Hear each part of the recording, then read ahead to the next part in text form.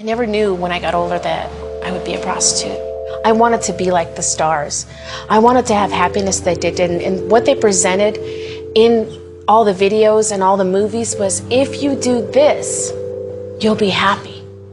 I thought the casinos looked so beautiful, the glamour and the glitz of it all, the showgirls and the shows and the movie stars.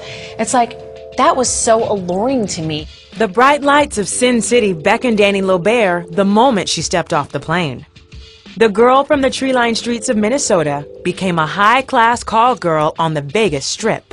I always hoped I would be an artist, and I also liked to sing, so I always had those dreams in the back of my heart.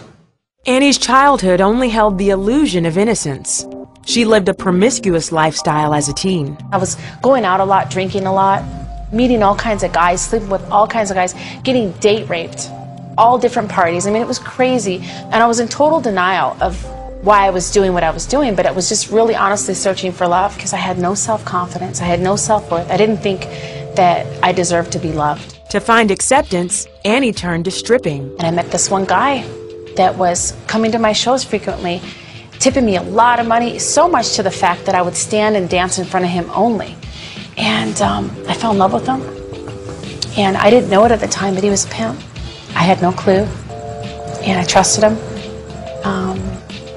I noticed that he was dealing drugs, and I didn't want him to go to jail. And I just felt like, you know what, maybe I can bring him to Vegas. In the back of my mind, this is what I'm thinking, and I can get like enough money in like 6 months and give him enough money so he cannot deal drugs anymore. 6 months turned into 11 years. He was my pimp for 5 years. Here I was giving him all my money, letting him control everything. Eventually, I left him because he started hitting me and started abusing me. And my heart was so broken from what I had went through with him. And I couldn't believe that he wouldn't change for me, and that you know, us getting into this lifestyle and all the money and the cars and the jewelry and all the money we had wouldn't make it better. On the streets of Las Vegas, Annie not only sold her body, but almost lost her soul. When you leave a pimp, you leave with nothing. I mean, including your spirit stolen, your heart stolen, it's gone. You leave with no money, no clothes, no jewelry, nothing, no car, nothing. I got on my own eventually, and I started building up money again, and I wanted to get everything back that was stolen from me. I did not want to leave this business with nothing. Once you get a lot of money, it's never enough.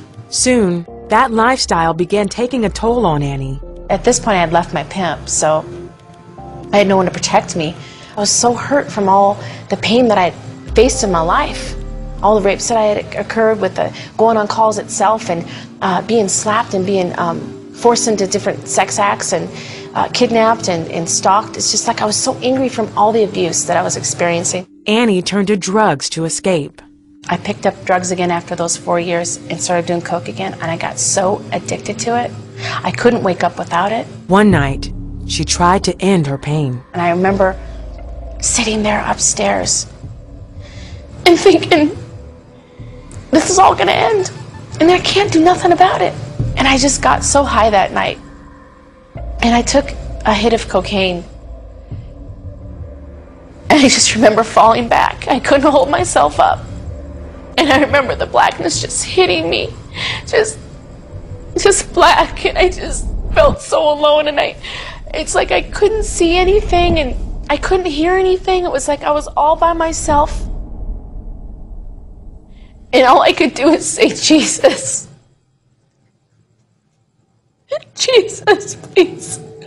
Please help me. I don't want to die. Help me. I don't want to die. I'll change. I promise I'll change. And my friend called 911, and I heard the ambulance coming in the back of my head. And in the meantime, my heart's just coming out of my chest. And the pain of the heart attack, it was just incredible. I couldn't move. After spending a few weeks in the hospital recovering, Annie got out and knew she had to change.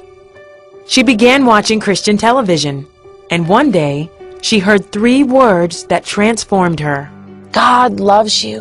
When I heard that, it was like I got on my knees and I just started praising God, and I was just in tears, and I just couldn't believe that God could love someone like me after what I had done. I thought it was impossible. And when I opened my Bible and read those scriptures and saw that it was true, it's like this complete joy and love and happiness filled me that I cannot describe.